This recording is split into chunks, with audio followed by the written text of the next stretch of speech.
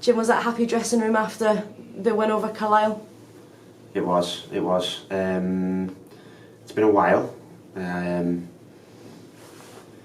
It felt there was some relief involved, obviously, and I felt that in the stadium tonight. There was a sort of eerie atmosphere in the early part of the game, but I must say the lads created an opportunity to be happy tonight by grabbing the game by the scruff of the neck. I thought, I don't know what stats are going to be. There's so many scientific facets to the game now, and we measure as many of them as we can. And I would imagine they'll all come out high tonight, running and sprints, all those sort of things that we measure to try and determine whether it was a good performance or not. But I just noticed a huge upturn in appetite. The lads were right there. They were there from the off. Whether we were feeling it was a big moment, a big game.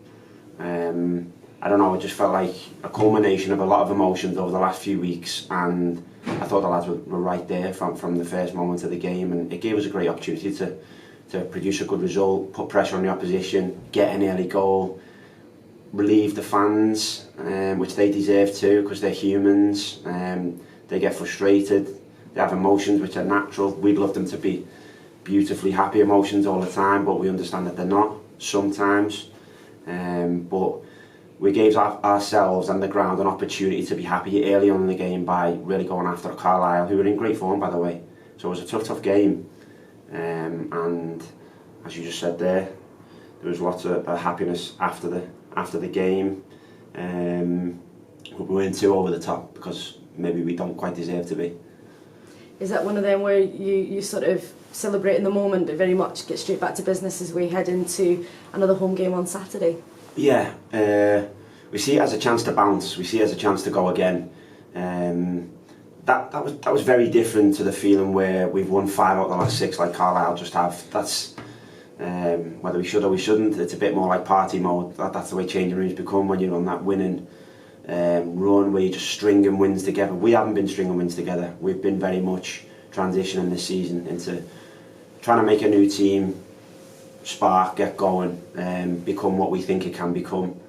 So that win was more of a relief, content, happiness that the lads could look each other in the eye tonight and say, you got the job done, you got the job done. Well done you, well done you, well done me. We played well together. The whole room felt like it joined in the possibility to have a good result tonight and include the staff on that also. It was happy moment to get a win. Some relief in there obviously, but straight away some sort of concentration on right now. Come on then lads, let's see if we can go and do 2 on the bounce at home. Is it that the performance overall tonight, and you spoke there about the fact you can look yourselves in the eye and say you could feel it, is that what we need between now and the end of the season or the next 7 games? Yeah, and I say those words carefully because I don't mean to say that the effort hasn't been there throughout, because it has, but it's a funny thing being out on the pitch sometimes, and it may go a little bit deep, but human behaviour is a funny thing, and when the lads are out there and they're low on confidence, or they're a little bit insecure off the back of a bad result, or they're very early in their careers because they come from parent clubs, or everyone's at different stages, they don't know if they're getting a contract next year. All those little things can sometimes stand in the way of a person being at their very best. And it was about shedding the fear of all those things tonight, letting them go, living in the moment for one night, which the gaffer spoke about, and go and be in the best version of ourselves out there. And I felt like, predominantly all of the lads were out there tonight, and it's no coincidence that it, turned into, what looks like a great performance that the fans could get behind. I noticed, real fan support tonight, which, again, we talked about measurable things that we base our performances off in the changing room. Things like that will never be measurable, but they're so real. The fan support, it's so real. The effect it has on a group of players, the effect it has on a group of opposition players is huge. We'll never be able to track that with a GPS bit of data or get the stats on it after the game, but it will always be real, and the fans were right there in the moment with us tonight, and everyone just sort of bounced off each other, and it was a good night for us. back-to-back home games coming up now, as we said, starting with Swindon at the weekend and then Walsall the following Saturday. Do you hope the fans turn out in the numbers to back the players? Of course, you'll probably admit yourself, you need to give this something for the fans to shout about, but hopefully they can come out and show their support for the players as well. Yeah. They vibe off each other. One creates happiness in the other creates happiness back in the other, and that's what helps towards good performances. When a whole place is in unity, it's powerful. But I totally understand sometimes that the places aren't. I get the reasons why. I would ask for as much support as possible in the moments when it's the most difficult to do so. That really goes a long way for a group of players, especially a group of young players. But yeah, 2 home games coming up. Both winnable games, but both opponents that we need to respect. And I would hope that tonight's win will materialise in more fans coming through the door, more support, more positivity in the stadium for the next game. And we also need to do our best to create that positivity as well. We know that, and we'll try and look tonight all the things that we did well to make that performance go well. And I spoke to the players very briefly at half time, just quickly before the manager came in, and said, at half time the lads made that half look very routine. They made the half look very simple for them, but it's because they were so mentally focused. Their appetite was really high for the game, and they looked to be first there in every single moment of the game. It made the half look routine, but that wasn't a routine half. That's against a team that's won 5 out of 6. That wasn't easy to do, but they made it look easy because they were pretty much at their best in everything. If we can do that for 2 more games, we'll be rocking after 2 more games, and it'll be potentially 3 wins out of 3. It'd be a great feeling. You touched on that a little bit there, but how are you finding this season? It is a player, but also taking more responsibility as a coaching role as well.